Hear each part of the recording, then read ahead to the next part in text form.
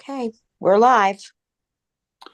All right, and we're proceeding by video. It's my understanding we have a quorum, correct? That is correct. I'm sorry. I put myself on mute. That is correct. All right, so this is George Pagano. The chair and the vice chair are not able to participate. So for the purpose of proceeding, I assume that if someone wants to make a motion to have someone act as the chair, the temporary chair. I'll make that motion that George Pagano shall temporarily act as chair for today's meeting. All in favor? Aye. Aye. Aye. Any nays? All right, I believe the ayes have it. All right, so I will act as temporary chair. I think the first item on the agenda is the Pledge of Allegiance. I do not see a flag in my picture. Let's just do it. Okay. All right, let's do it. I pledge of allegiance To the flag. To the flag of the United States of America. And to to the the republic for which which stands stands one nation nation under God, indivisible, with liberty and liberty justice and for all. justice for all. Okay. All right. Are there any members of the public who wish to comment on any of the agenda items? I don't know whether anyone has seen there was an email from, Yep, we probably okay. all have. okay, Yes, just it's everybody's seen it, but I'm not sure if it's now or towards the end of the meeting. So I just wanted to bring that out at this point in case anybody didn't read their email. So it would be both. There would be, if there were any emailed public comment in advance of the meeting pertaining to any of the agenda items, that would be read now. And then if there's any general public comment that was submitted by email, that would be at the end of the meeting.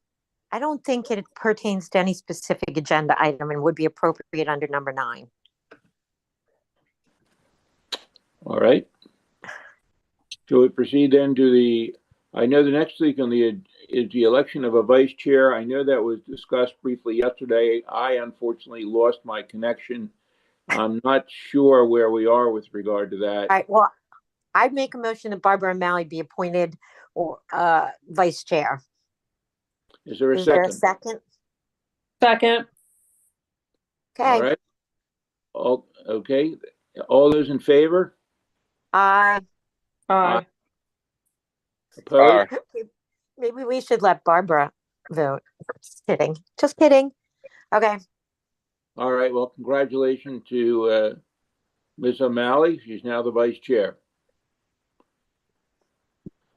Next, approval of minutes from January 2024. Has everyone had an opportunity to review the minutes? Is there any motion? I'd like to make a motion to approve the minutes of last meeting. All right, that's I believe Sheriff Sanders. Any second? Second. I think that might have been Judge Amoroso. I'm not sure. It's okay. Okay. All those in favor? Aye. Aye. Aye. Opposed? I believe the ayes have it. All right. Approval of reports from January 2024.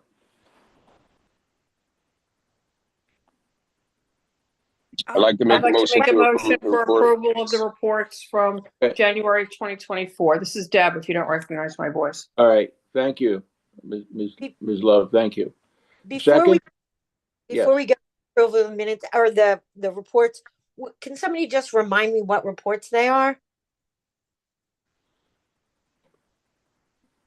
All right. I don't know if the reports from the warden. It's reports from the wardens. Yeah. Okay. Okay.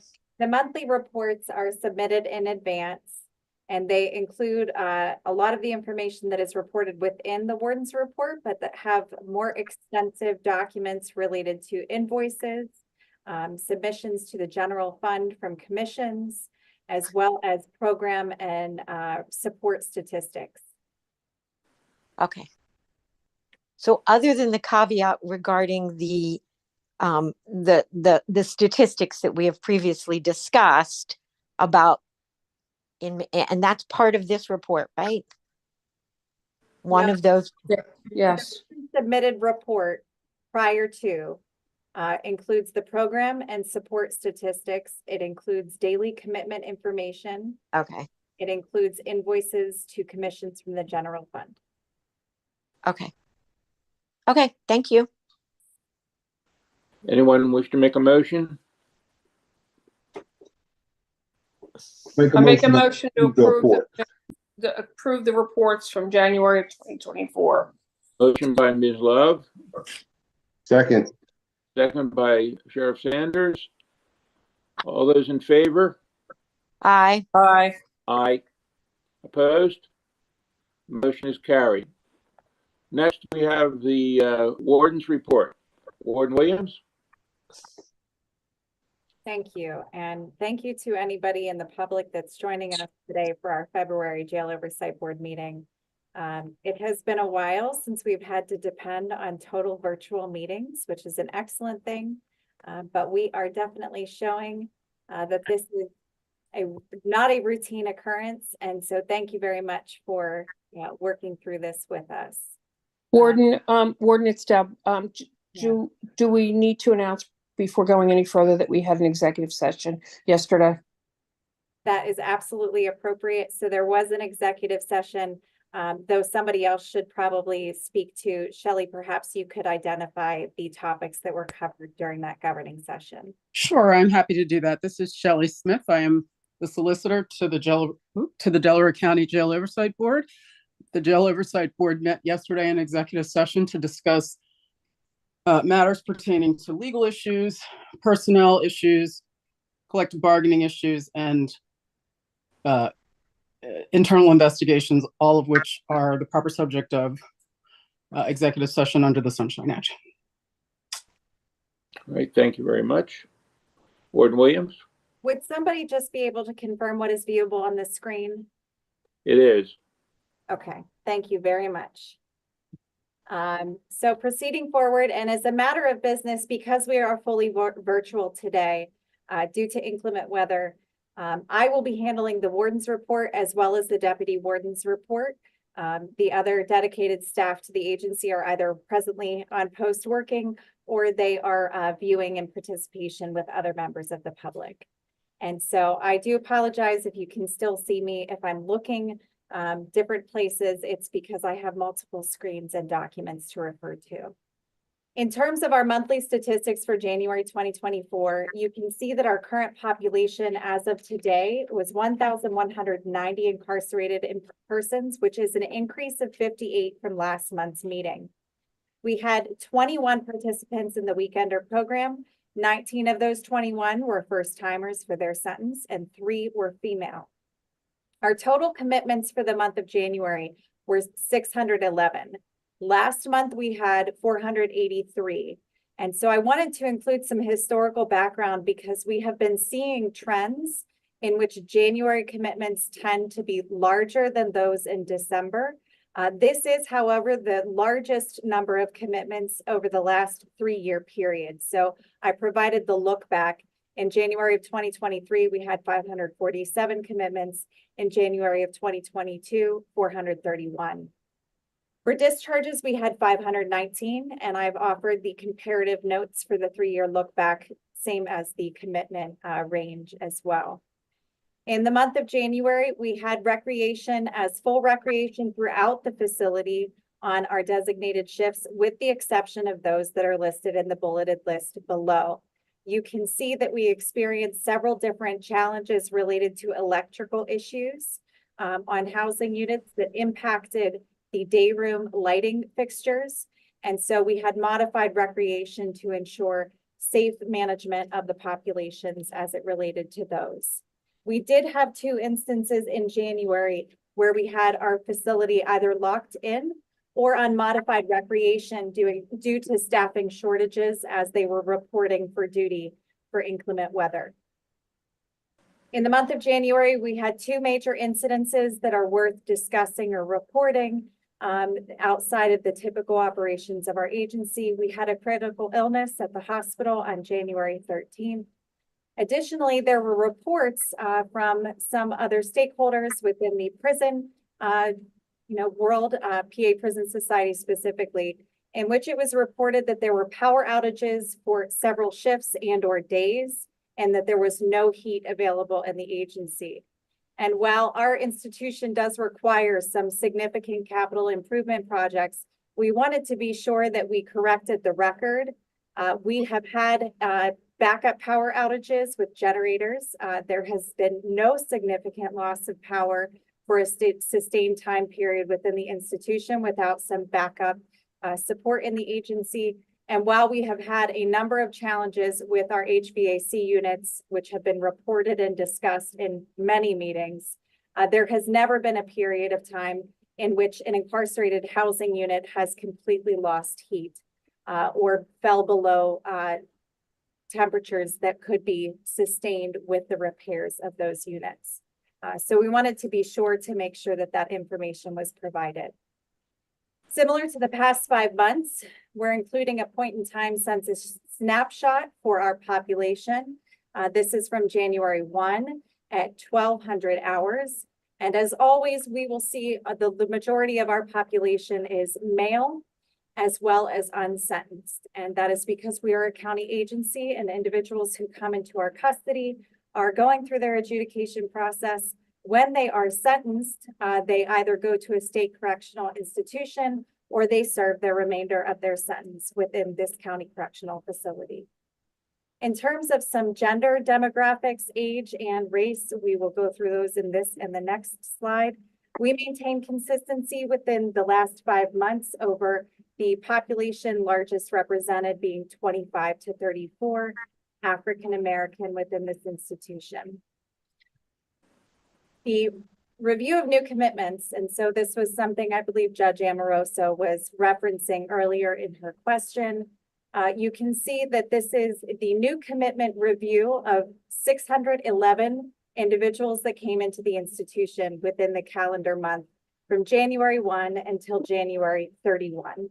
And this is to identify the lead commitment reason. These charges are ones that were more than 15 represented within the commitments reviewed for the last month.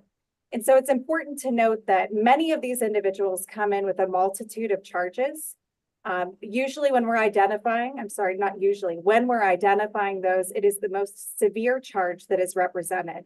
So this is not to state that somebody comes in with one count or only this charge, but we are identifying them when they come into the institution as the primary reason for their detention being required at this agency.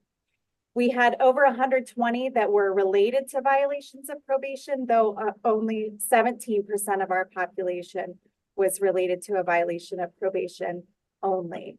4 of those were state parole related, so unrelated to the county probation.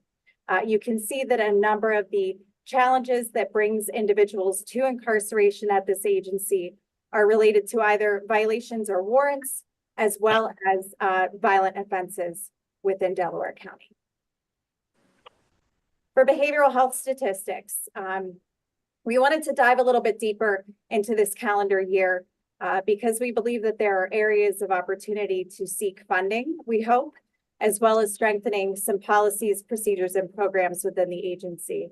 And so the percentages will be based on what the average daily population is, though it is recording a full range of participants or individuals that it applies to within a calendar month. So that will skew some of the percentages within these reported data points. Our average daily population in January was 1,174. We had 853 individuals that were prescribed at least one medication. Of those, we had 410 individuals that were prescribed at least one psychiatric medication. So you can see the percentage of the population that is impacted as well. We also listed, and some of these terms may be different than have been previously discussed. We're again trying to adapt the way that we provide information and report on the needs of this agency. Individuals with AMI, which stands for any mental illness, would have a diagnosis that is recognized in the ICD-10 codes or the DSM-5. And so 572 individuals who were incarcerated had at least one qualifying diagnosis. Those with serious mental illness, and I've included the definition of that on this slide to help guide or direct people to how we're coming up with these data points or numbers. Serious mental illness includes specific diagnoses. It is also related to expressions of the illness, which are moderate or severe. So those that have a resolved condition or have a mild expression of the condition based on their clinical diagnosis would not be included in these numbers. 334 of our incarcerated individuals had a serious mental illness. And so this is very important when it comes to partnering with other stakeholders within Delaware County, such as the Department of Human Services, and or seeking any additional funds or support. This agency is currently partnering with WellPath to provide some additional mental health services. And so we can see that there is clearly a need for those efforts to continue. As a contract update, I wanted to make sure that I provided some information related to Aramark that we've previously reported on in past meetings. So we do have a new food service manager, which we are very excited to have join us. He is currently undergoing facility training as well as orientation specific to Aramark, which will include a ServSafe certification as well. Because of the transition within that department, the Into Work program that was scheduled to begin in January will be a delayed start. We do not have an official start date for that program. Those on the board may recall that this is a work program that assists with the certification and skills-based model to get individuals closer to employment and continued certification when they leave incarceration and link them to employment within the community. So it is something that we believe needs to continue, and we are invested in continuing that program at this agency once we're able to stabilize staffing. Our Aramark contract, which covers both dietary needs as well as commissary needs, is a 5-year contract with the renewal option for 1 additional year that began on March 20th of 2022 and is presently valid until March 31st of 2027. The contract allows for an annual price increase based on the U.S. Department of Labor published CPI percentage, and they've agreed. We've consulted with them based on market values. And so we'll see an increase to their contract as well as the cost of 5.3%. There is no actionable item. This is something that is already contractually negotiated and determined with the county, but we wanted to make that advisement to the board as well as the public that is watching as well. Also, a partnered contract, WellPath, we have a restoration of competency program. And we wanted to make sure that we provided a little bit more of an in-depth look at what those services are providing now that we have exited our transitional time period and are really building upon the foundations. The program, as you may recall, is for a maximum of 5 participants who are simultaneously engaged in the full breadth of services. We do, however, have 7 current patients that are evaluated as incompetent, and thus we are engaging them to be working with staff on an individualized basis while we're awaiting transitional times in the staff or in the program to have those currently engaged that may be going to Norristown State Hospital, waiting for those spots to open within that program. Can I ask a question? Sure thing. So I'm confused. So do they go to Norristown and then come back, or is this to prevent them from having to go to Norristown? Or both? It is both. Okay. So the purpose and intention of the program is to assist people to stability and to get them to restored to competency at an earlier rate, hopefully either diverting the need to transfer them to Norristown State Hospital, thus reducing our reliance or burden upon that partner agency, or to work to stabilize them so that their stay at Norristown is less and they're able to go through their adjudication process without further delay. We have had some individuals who have engaged in the program who have been restored and thus not needed to transfer at all to Norristown State Hospital. But we've also had some who are improving But they do truly require a higher level of care, which can only be provided in the hospital setting. Okay, thank you. Thank you. So we also have 9 current patients who have returned from Norristown State Hospital, and they're being monitored and supported by RTC program staff.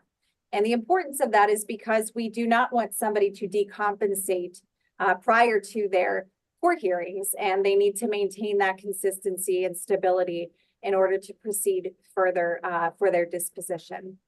I wanted to specifically shout out a partner in the facility, case manager Michael Hennigan.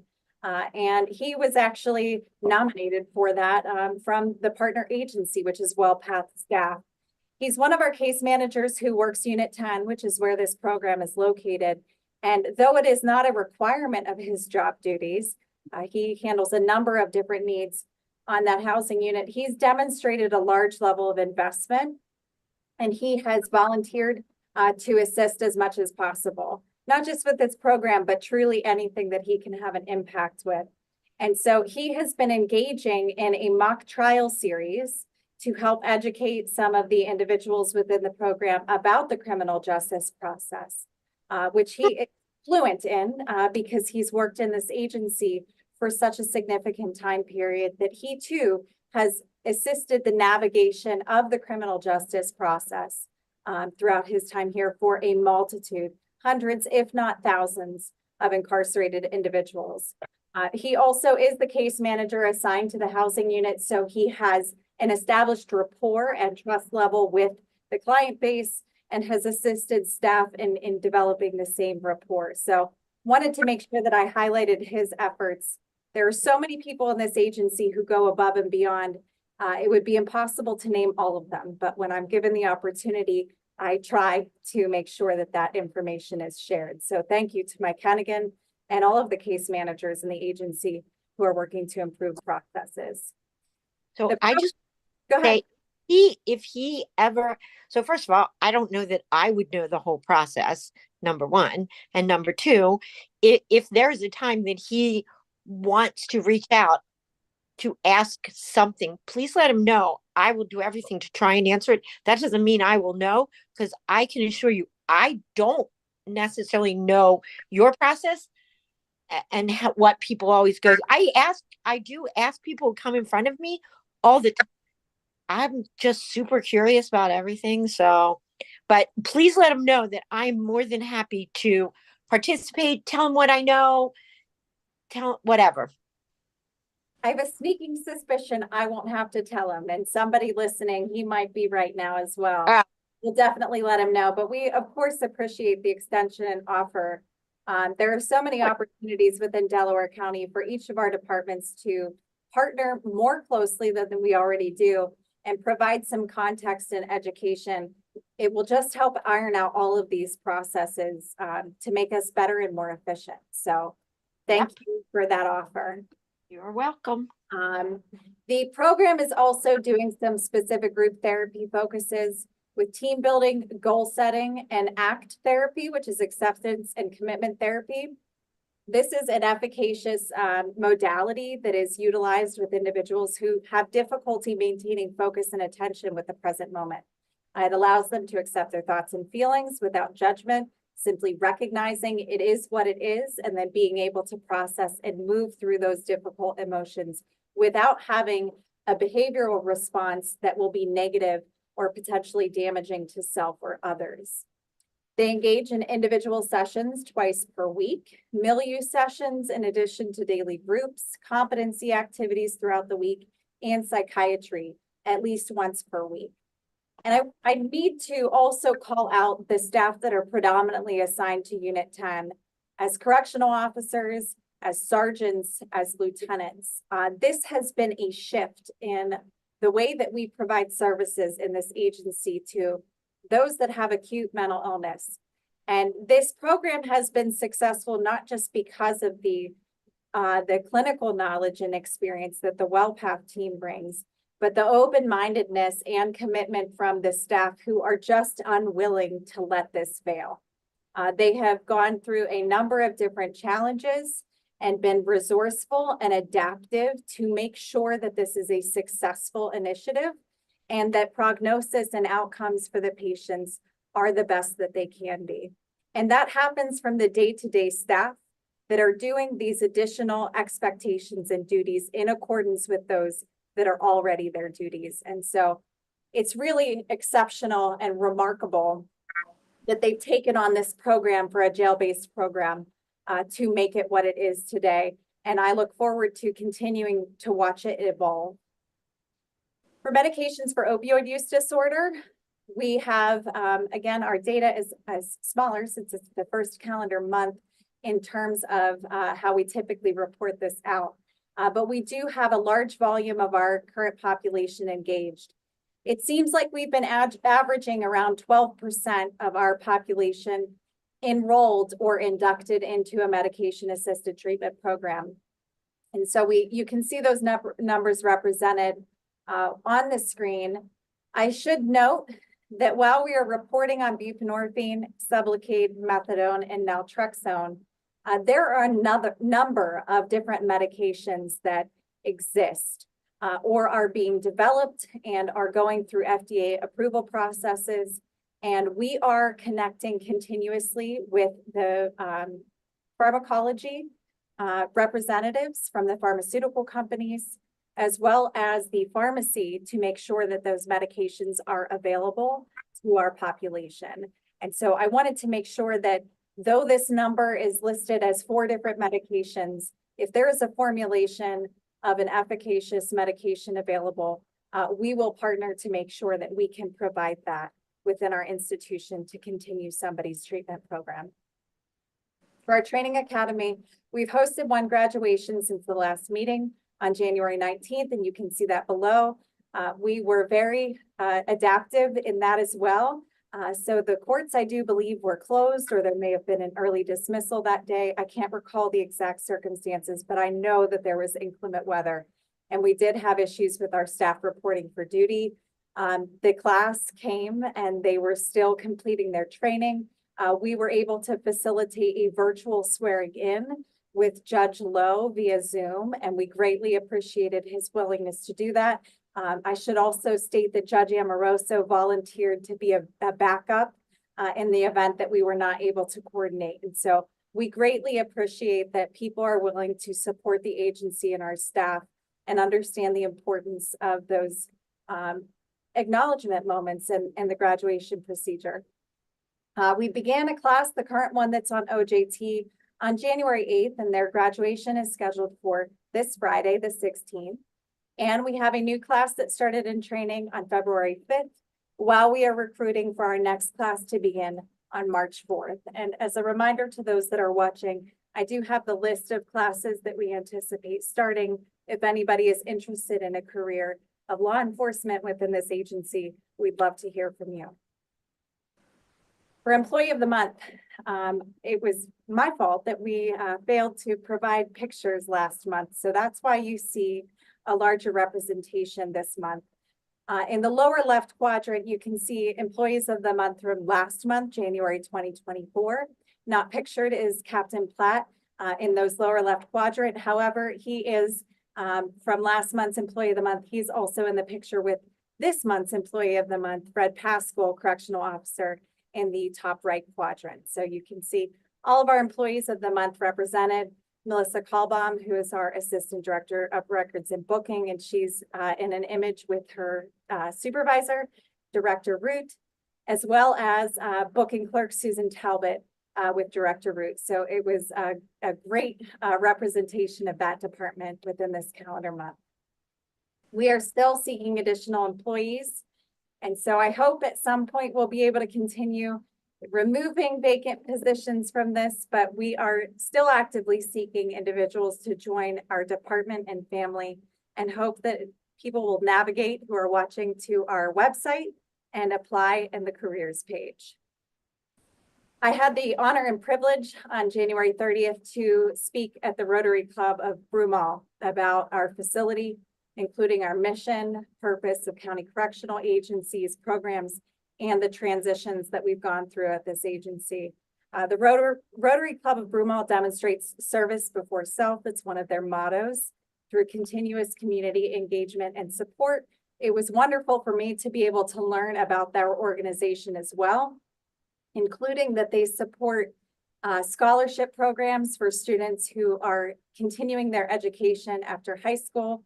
And it sounds like they annually award several different scholarships, at least $10,000 in total, not to one person, each calendar year. And so I greatly appreciated the opportunity to connect with some community members and teach them a little bit about the hardworking staff in this agency. We spoke last month about our Title 37 Chapter 95 visit, and I am excited to announce that we received notification of facility compliance for the 2023 annual inspection just yesterday. So timely notification in which we could provide that update and report to the Jail Oversight Board, as well as those that are tuning in live to watch us. It's important to note that there are still areas of opportunity in the agency, and while we received our preliminary findings report, we did provide some corrective action responses, some of which are tied to our capital improvement projects. And for those that have been following along the journey of George W. Hill, you may recall that we've had other capital improvement projects that have been influenced and we've had to address because Title 37 safety standards require it. Those most recently included the kitchen floor renovations. And so we do still have some projects ahead of us. This is not to imply that our agency is perfect and that there aren't opportunities, but that we are in compliance or we have plans of action to reach compliance to satisfy those standards. Wanted to make sure that we provided update because the Jail Oversight Board and County Council were influential in supporting the resources from capital improvement funds for purchasing of new washers and dryers for laundry services. And most people probably don't think about the fact that we have to be a self-contained and self-sustaining institution to make sure that we're meeting the many needs of the individuals who are in our care and custody. So you can see on the left-hand side of your screen, the washers that were installed, their touch screen, as well as the high efficiency dryers on the right-hand side. So our washers were installed on December 18th and 19th of last year, and dryers were installed February 5th and 6th. We've been undergoing testing as well as training to make sure that everybody understands how to work the units. So far, we've seen a dramatic improvement in the efficiency, and we will likely be modifying our schedule to make sure that we're laundering all items as frequently as possible in the future, but wanted to make sure that everybody was aware of those recent improvements to the facility. We have some larger projects that need to happen in this agency, some of which we talked about already today, which is the HVAC repair and replacement. We're working very closely with Delaware County Public Works, and we have some actionable items in the future for some of these projects. We have to collaborate continuously because so many of these projects are going to require a lot of planning and preparation to make sure that we can maintain the safe management and operations within an occupied facility while we have active construction going on. And so that will test our capacity to coordinate and communicate both internally and with external partners and make sure that we're planning and procuring these needs moving forward. And so with recommendation and support from County Public Works, our agency and other stakeholders within Delaware County have identified an opportunity for retaining a construction management firm. And this is to greatly assist in the planning, preparation, procurement, oversight, coordination, and finalization of any of the operational plans throughout these construction endeavors. The facility needs assessment demonstrate a large volume of work that needs to be done to address deferred maintenance issues at George W. Hill. And this is for the safety of those that are in our care, custody, and control, as well as for all of the dedicated employees who work within these environments day in and day out. The value of these improvements is expected to exceed $40 million. And because of the large volume and the nature of these projects, we do feel that it's important to engage a construction management firm to assist in handling all of these things while we are continuing our day-to-day operations meeting the demands of this agency. The timeline was that we had sent out a request for proposal for construction management firms, and you can see the dates that correspond with each of these action items on your screen. We had a deadline for submission, and we received 4 responses. Of those 4 responding construction management firms, we did interviews and oral presentations. Then we shortlisted that based on a scoring mechanism of objective measures to 2 firms that were granted opportunities to tour the agency, as well as complete document review. And then we had final interviews with those top 2 firms. And there was a committee of panelists that contributed to that discussion as well as decision-making. And a recommendation has been made available and is presently being discussed with other members of county leadership, and has also been shared with the Jail Oversight Board to move this process forward. And so we will be working to continue these efforts to make sure that these projects that are necessary are able to make progress.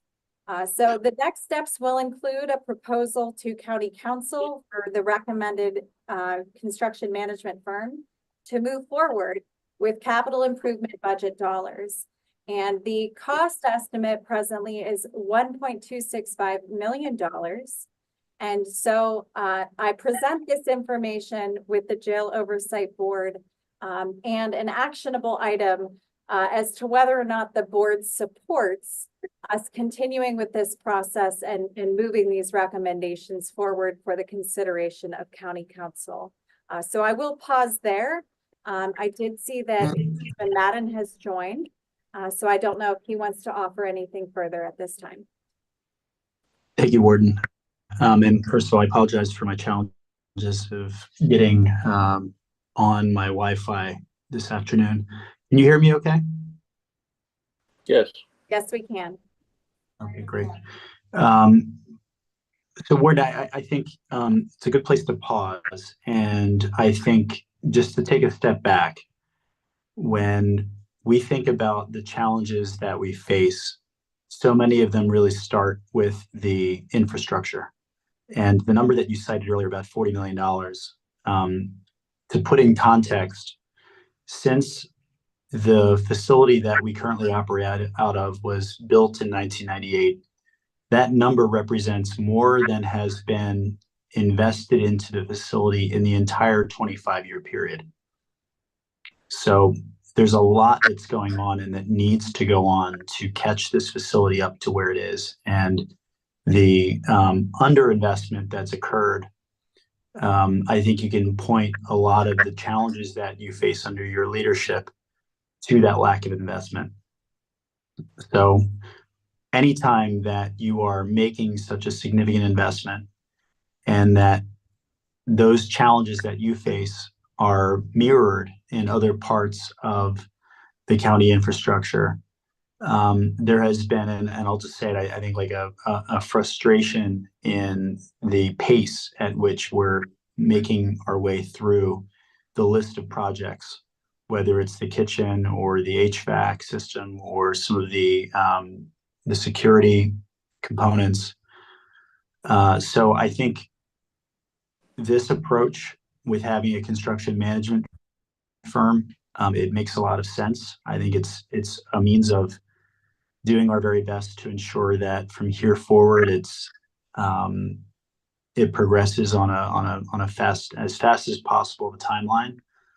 But again, where I started, I think like when we really take a step back, this is where we are most challenged, is making sure that the infrastructure matches what we are attempting to do from a managerial thought. I don't know. I think you're looking today for a formal support for hiring a construction management firm. Yeah, well, not necessarily to support in hiring, but to continue with the county procedure, which would evaluate this at the county council level to support a construction management firm and award that contract. So They typically, you are aware as a council member, look to the Jail Oversight Board as the governing body and the body that is responsible for oversight in the vested interest of all those that are impacted by the facility to demonstrate support for moving these action items forward. I think County Council believes that this is a group of individuals dedicated to the success of the agency and meeting those milestones as you've identified on an efficient, safe, and timely basis to make sure we can achieve these missions here. Yeah, so look, I think for this board, I think the fact that we see more granularly and more frequently the challenges, I think, this is not an insignificant investment. And as the warden said, I think it's important that this body opine on the merits of hiring such a firm. So with that, I'll open the floor if there's any further thoughts by board members.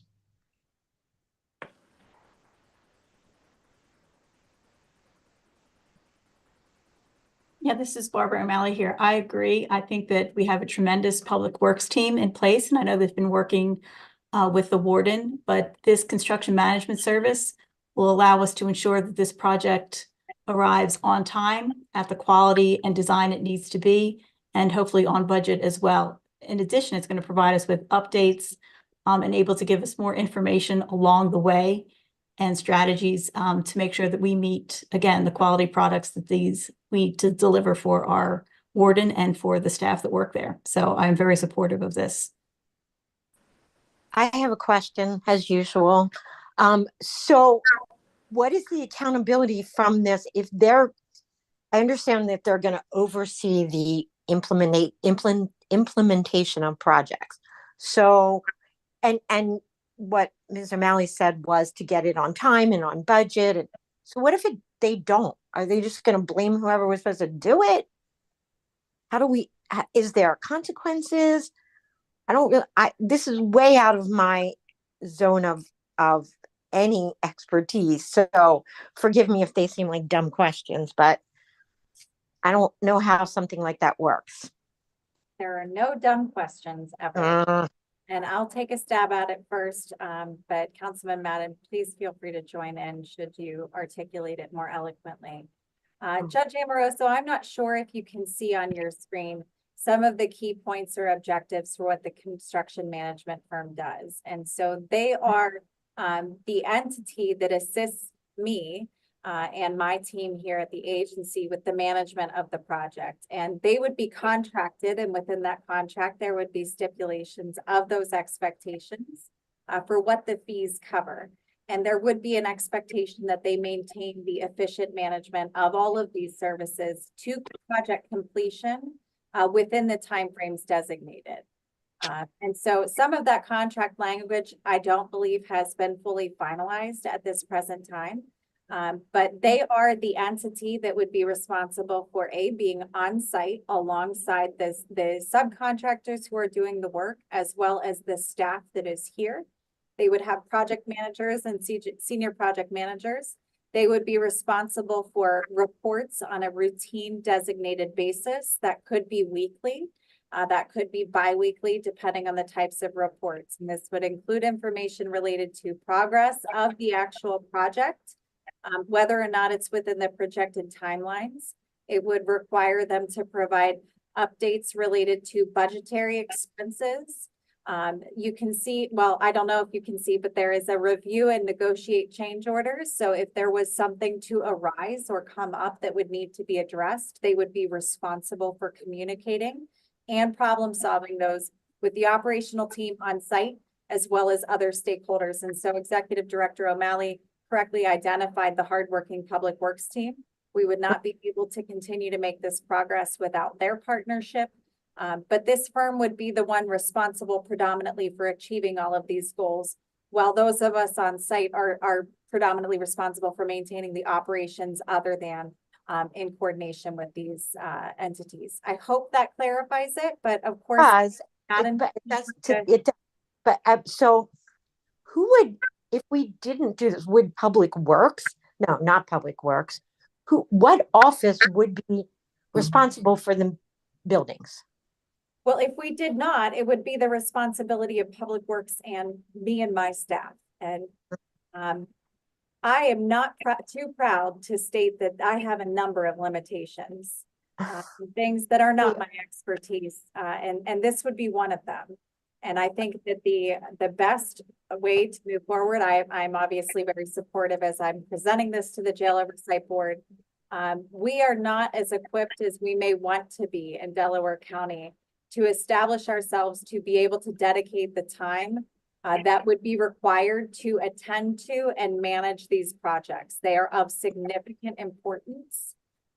Speaking on behalf of the agency that I represent, as well as all of the employees and those in our custody, we cannot afford for this to not be done well and be done to expectation and standard.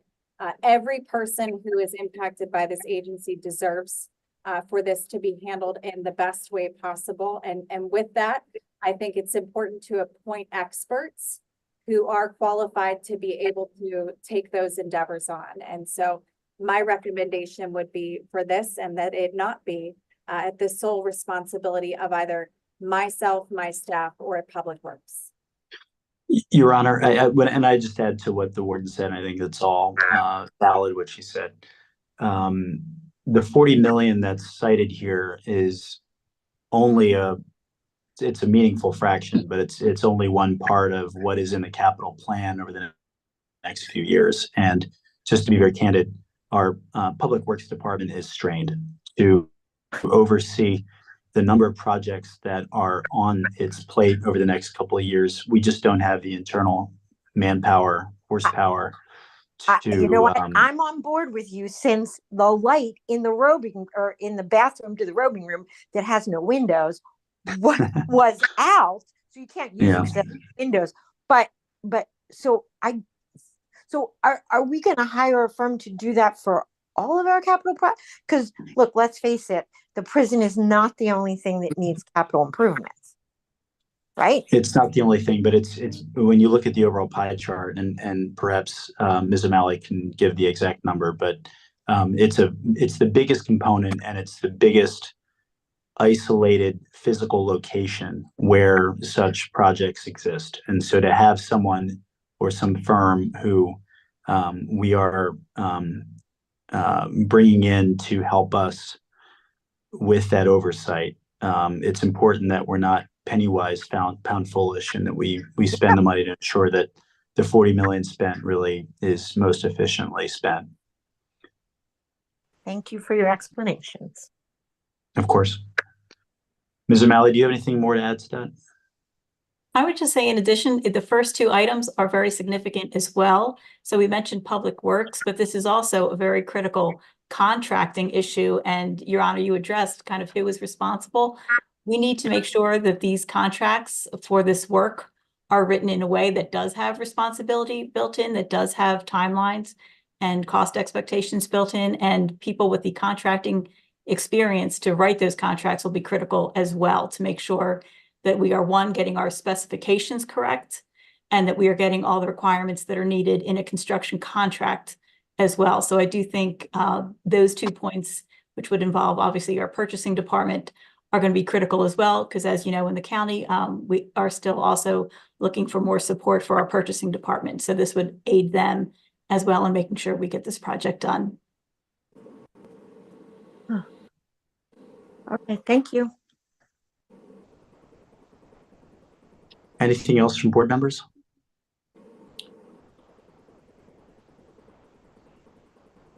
If not, I'd entertain a motion to approve the support for hiring a contract management firm for purposes of the jail's public works programs. So I make that motion. I'll second. We have a motion, a second, and Shelley, if you want to wordsmith my motion, I welcome that.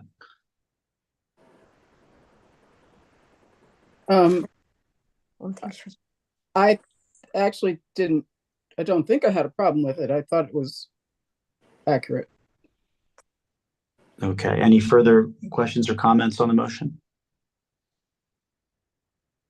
Hearing none, all in favor? Aye. Aye. Aye. I'm just going to abstain because I just don't know enough about this to meaningfully vote on it. The abstention is noted. Thank you.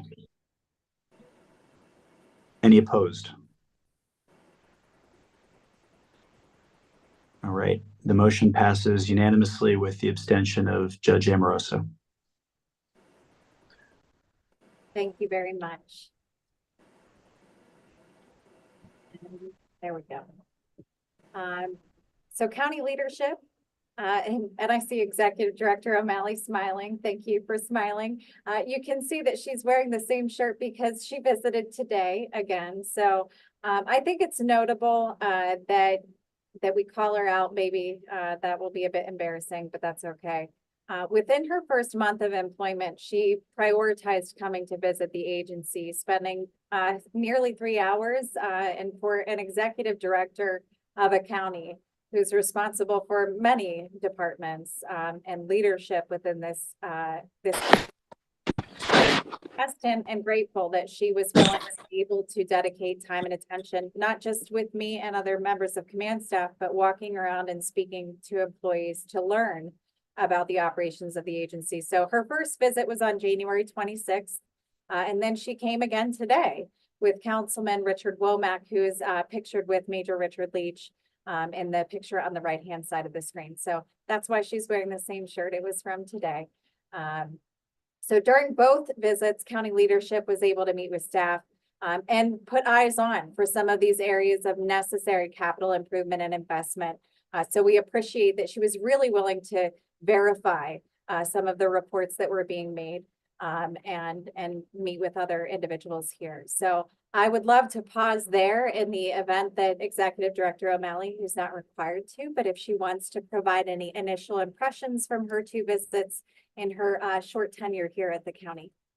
Oh, certainly. And I really do appreciate being able to go on site and speak with you. I appreciate the time that you gave me and your majors, meeting with them, and also talking with staff. Everybody was just so very open and caring. A lot of impressions that I had was really, one was just the depth of experience at that facility. The amount of people that have been there, not just in corrections for years, but at that facility for years. It's a challenging job. You can see it, you can feel it, you know it in your head just from, getting the sense of what it does, but to see it in person and really see how challenging it can be, among the most challenging in the county, among the most challenging job that there is. And your staff were open. Again, they were courteous, respectful, had great comments and information to share, many of it related to physical environment. And you can clearly say when you go, these staff, you, management, and every incarcerated person deserves a physical environment where they are safe and where they have everything that they need and provided to them to do their job well and to spend their time focused on improving themselves. And that is something that I hope that we can deliver in my role as executive director. That is what I want to do, to make sure that all these projects move forward as timely as possible, as appropriately as possible, and as quality work that is going to be there for years to come. This is not Band-Aids. And I did hear that repeatedly from staff, years of Band-Aids. And that is why we're at the projects that we are, the state that we are, and that's why we need to do what we are doing today. I want to say that I did return and I will continue to return because as issues come up, I'll be very upfront. We have heard things at council meetings. We read things at papers. And I want everyone to know I will check in with the warden every single time. I will talk to staff to make sure I understand what these issues are. If they're genuine, if there's something we can improve and address, we will do so. I think all of us are committed to having this be a quality center, quality facility, not just for our county, but for the entire region. I've seen that from you, and I've seen that from your management team, and I've heard that from staff. They are looking for, again, the training, the resources, the environment, the policies, the procedures, the support, the respect that they need to do their job well. And that's what I hope, all of us are here as a jail oversight board to deliver, to listen, to support, and deliver just that. And I will say again, I would appreciate hearing from people, getting back to people and making sure that that experience is, again, for workers and incarcerated persons alike, are what it should be. So again, I want to thank everybody for sharing their information with them, with me, talking very openly, and being able to go back and visit again and talk to people some more, and making sure that we're making the improvements and moving forward and being the best in the region and being the best that we can be. Thank you. The final slide for the typical warden's report, and it is not advancing on my screen. There we go. Is related to cost recovery items as well as the inmate welfare fund. And so while this was discussed and the full numbers were reported to the Jail Oversight Board within the last month, wanted to be sure that we publicly announced that the inmate welfare fund is an interest-bearing account with 4% interest for that account. And so it does appreciate at a level. I wanted to thank some members of the board, specifically Judge Pagano, who I think unfortunately seems to have either been kicked out of the meeting or is having some connection issues. But wanted to acknowledge his diligence and inquiry. With his curiosity, we were able to investigate something further and provide a resolve and resolution. And before I proceed forward for the Deputy Warden's report to cover programs and support, I wanted to pause, as we typically do during meetings that are in person, to offer the capacity of any board members to provide comment or question to anything that we've already just discussed. Any questions from board members?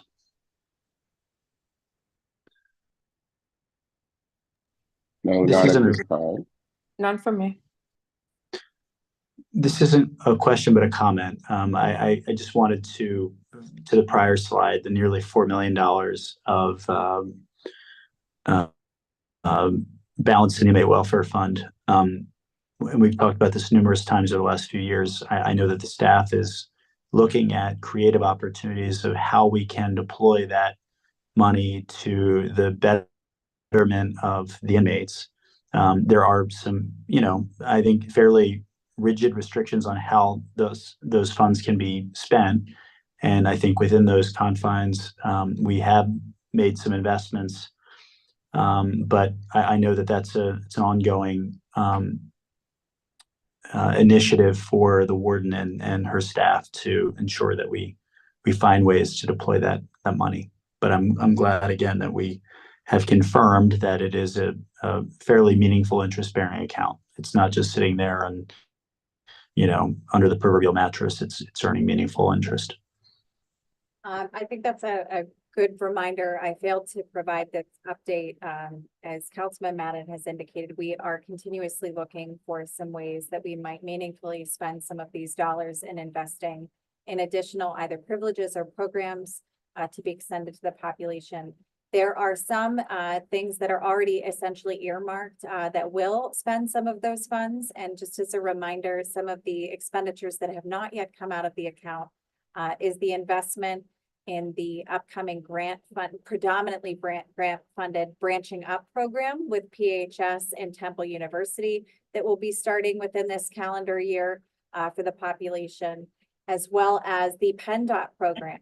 So I've not provided an update in several months related to the PennDOT ID program that the Jail Oversight Board did elect to support.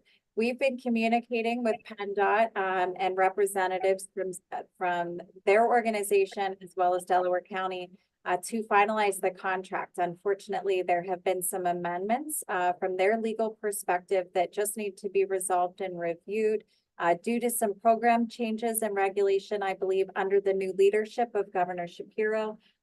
Nothing bad, it's just some of those processes need to work themselves out. And so hopefully we'll be able to finalize that MOU or the Intergovernment Agency IGA agreement between Delaware County, and we'll be able to join some other counties that are already implementing these identification barrier, reducing that barrier. So York County, I've learned that there are several other counties that are currently doing this program, and they've seen it impact their incarcerated population. And so other counties like ours are looking to get on board. So just wanted to remind that some of that money is spoken for. It just has not been expended yet. For program and support updates, we're going to start with our chaplaincy department because we are coming into a season of a multitude of different representations from religious organizations as well as faith. So Ash Wednesday is tomorrow, and our facility has partnered with Legion of Mary and St. Thomas the Apostle. That is I should have caught it, a typo. It says St. Thomas the Apostle. I do apologize. It should be St. Thomas the Apostle tomorrow for Ash Wednesday. And so we will have individuals who are coming volunteered. They're cleared to be in the agency, interacting with both the incarcerated population as well as staff to distribute and administer ashes in observance of Ash Wednesday for those that wish to participate. We are also coming into the season of Ramadan, which begins at sunset on March 10th until April 9th, 2024. And so similar procedures we need to plan for these events, as individuals in custody will be observing the fast. We do also host the Eid feast that happens at the conclusion of Ramadan. And so we are currently in preparation. We have over 175 incarcerated individuals who have requested to participate. That is not the final number of those that will be engaged in the observation of Ramadan. We will continue to assess individuals as they come into custody if they wish to observe the fast, and we'll continue to make those services available. Our chaplain, Reverend Kukilia Dunn, is our primary person who coordinates this within the facility, working with correctional staff, as well as dietary staff, as well as the healthcare services department. So she's got a great deal of investment within this, one of many different religious observations that we support in the agency.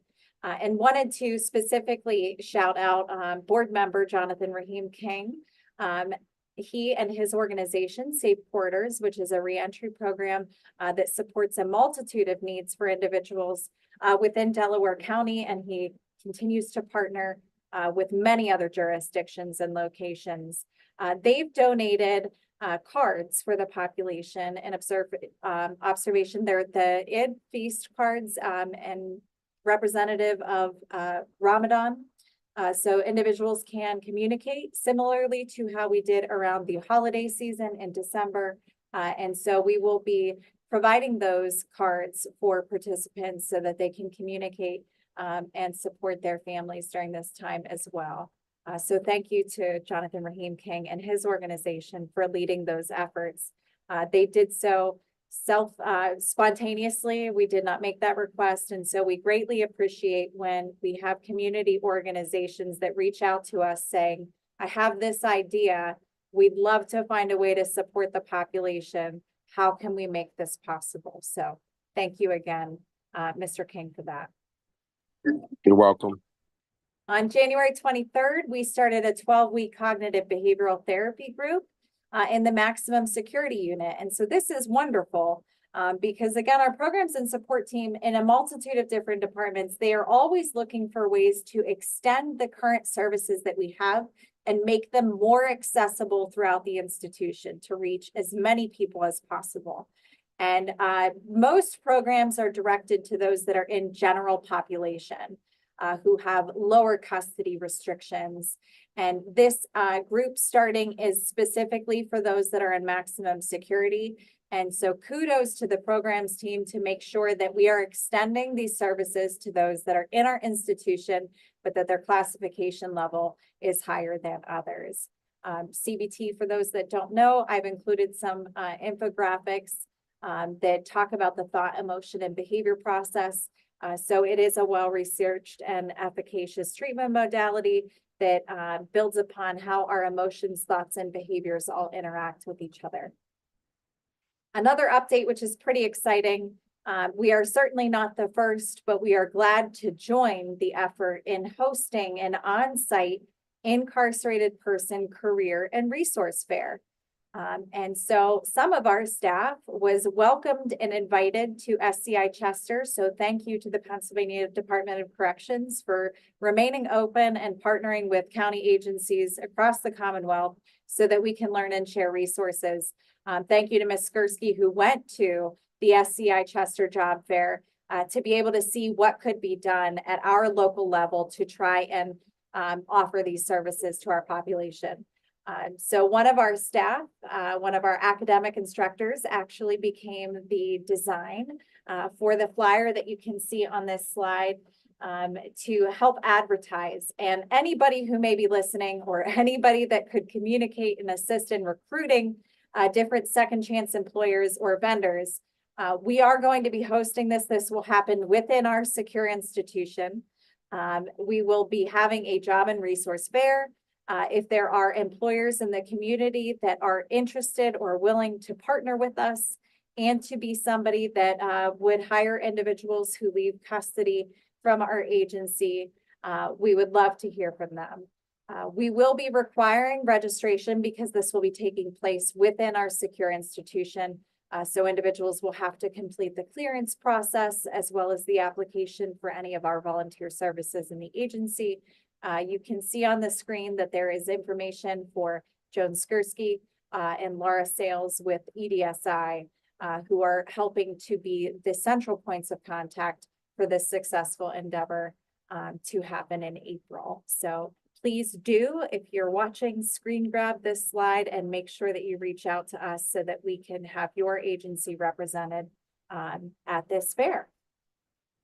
And then finally, the next two slides are specifically related to community-based programs that are offered within the agency or institution. So our reentry and program administration, administrator facilitates and coordinates many of these different programs within the agency. She's actively involved. You guys have heard from her. She typically presents at the Jail Oversight Board meetings. Kelly Shaw, with all of these programs, it is so many different things to juggle. But these are programs that are provided by employers or organizations outside of this institution who are willing to come in and give these services. Notably, these participant numbers are unique. So we spoke a little bit earlier about how important it is to this agency to offer and extend as many services as possible to make them accessible to as many people who are interested in engaging in this institution. So while the numbers may appear to be small, these are very significant impacts that these organizations have, and many of whom continue to follow with these individuals when they're in the community. So we have representation from Thresholds, Maternity Care Coalition, Financial Literacy Workshop, the Young Adult Reentry Program. Very interestingly, there's one participant, but the individual is English is their secondary language. And it is wonderful to be having partnerships and representation who really do believe in equity and accessibility. So if English is a second language for somebody, we're still going to find a way to make sure we can get support. So we appreciate their partnership for that. The Gold Ring Reentry Initiative, which also requires support and participation from the courts, the Public Defender's Office, and the District Attorney's Office. First Step, Mindfulness, and the Boys Council. The Boys Council is actually through the Child and Family Focus Organization, which we've spoken about and reported on in previous meetings. This is a different course, so we appreciate that continued partnership. They've offered several courses already, and they are continuing within our agency to work with our population by providing additional courses.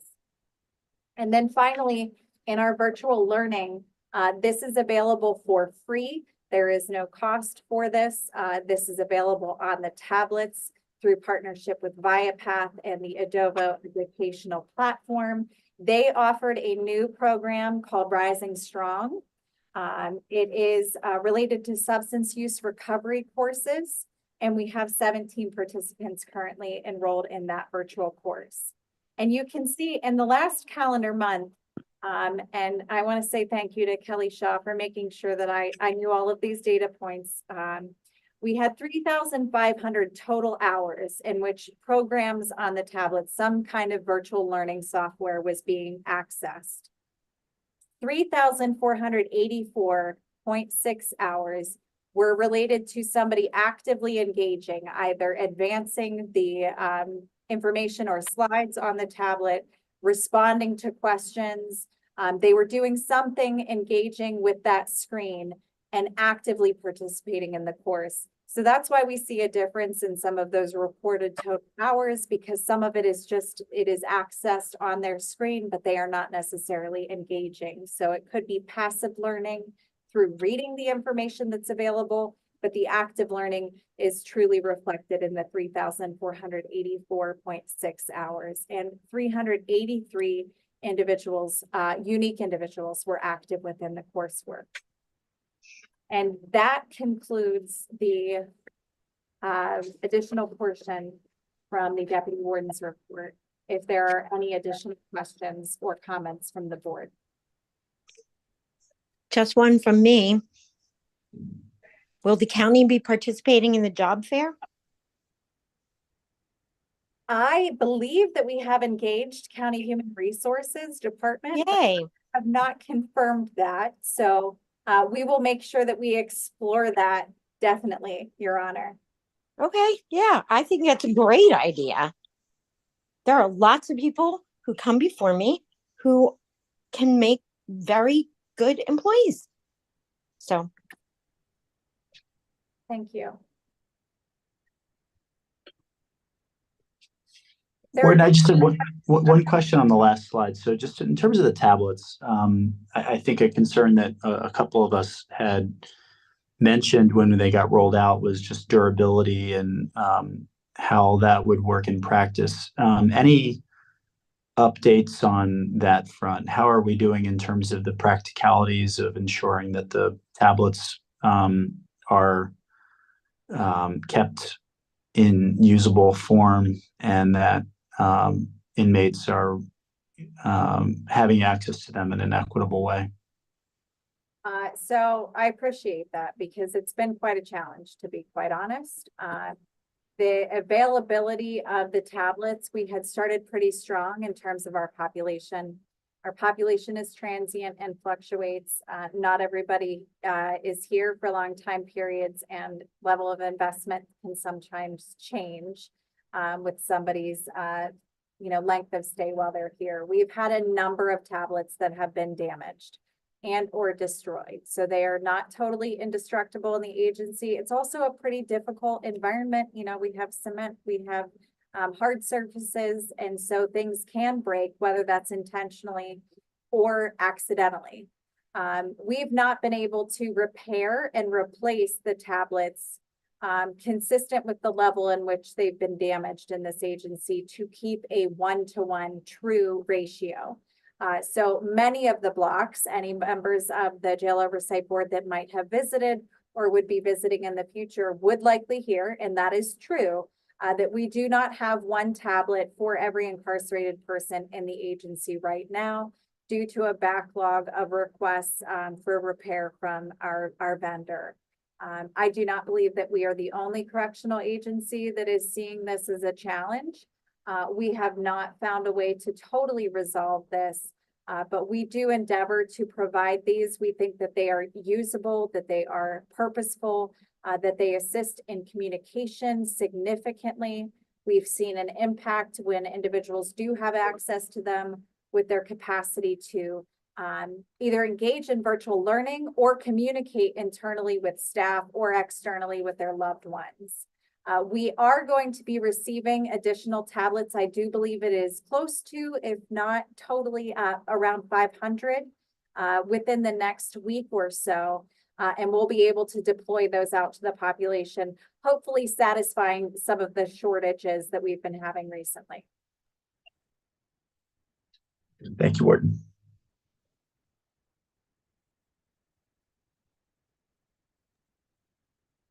Any other questions from board members?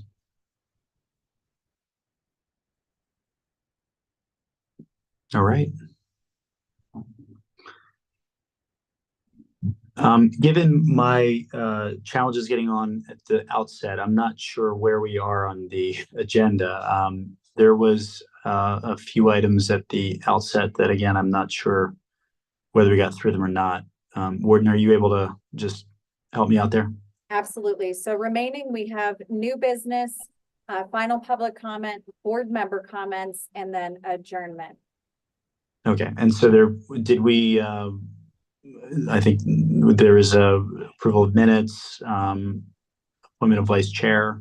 Yes, sorry to update you, His Honor Judge Pagano was willing to step in as a proxy chair as we were having some technology issues. There was an election and appointment motion carried for the appointment of Executive Director O'Malley to be the vice chair. There was an approval of minutes and approval reports, and then I think that you were on at that time. All right, well, thank you and appreciate the public's patience with our working through the virtual nature of our meeting today. Board members, any new business for today? Any old business? Hearing none, we'll move on.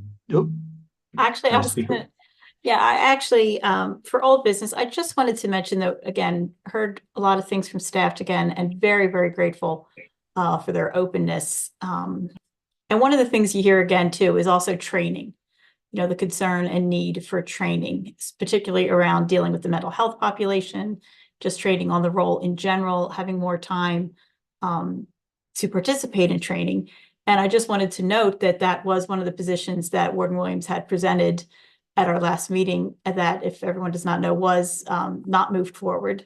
And I just think that as a oversight board, we should continue to advocate for this position. And I will try to dig in for a little more detail about that, what it would mean, how we could get it approved, perhaps look for funding sources. But I just want to really emphasize that position really is critical. That need is critical for training. And again, particularly around serving our mental health population, as well as self-care for our correctional officers and other staff. That is a big issue that I think needs to be addressed. And I think a trainer would assist in all of that. One thing from me, Councilman Madden, you had indicated about the rules for use of the inmate welfare fund. It might be helpful if the solicitor sent them to us so we could think about them also. I know I looked at some state ones, but. Sure. Shelley, would you be okay with sending that around? Absolutely. And I think a lot of it's driven by precedent and in other counties where there have been challenges to its use. So, right. You know, happy to have that be shared. Yep. I had something to add as well as a board member. Mr. King. Yes. I think just from my perspective of not only reading and hearing things and hearing from loved ones and all that from both sides of that fence of the jail, the residents and their employees there, I think it's time for us to take a visit to the prison. We haven't been there as a team in a while. I think it'll be great moral support for the residents and for the loved ones of Delaware County who loved ones are there. We know that this is the rumor mill county. Rumors fly all the time. I think if they hear from the board members taking a visit out there to see with their own eyes what they see or don't see, hear or don't hear, know or don't know, I think we owe it to the county as citizens, you know, to do that for them. And to be fair for the prison as well. When I first got on this board, one of the biggest misconceptions was rumors that was going on in the prison that weren't true. We kind of cleaned a lot of that stuff up. I think we're at the point now where we should go in there just to see how we can support, like I said, the residents and the employees there. That's my thoughts. Thank you, Raheem. And, you know, for the public's awareness, the board makes at least 2 unannounced visits to the jail per year.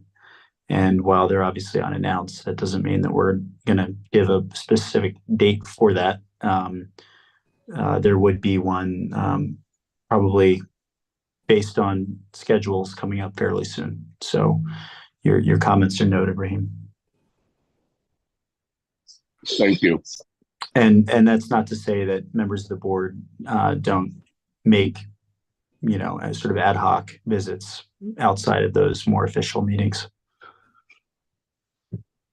Any other old business? And I think we've sort of segued into board member comment, which is totally fine, but anything else? Hearing none, we will move into public comment. And again, since this is a virtual meeting today, fully virtual, we did post on the website that if there was any public comment, to provide your name and address and share as much. And I don't think we got any comments that met that. So I don't believe we had any public comments for today. Moving on to board member comment. Anything further from the board? I'm sorry, this is Deb Love. I thought we received an email from someone. We received one email, but it didn't actually have a name and address. And so I followed up with that individual and asked if they would like to provide public comment that's necessary. Understood. Thank you. Anything else from board members?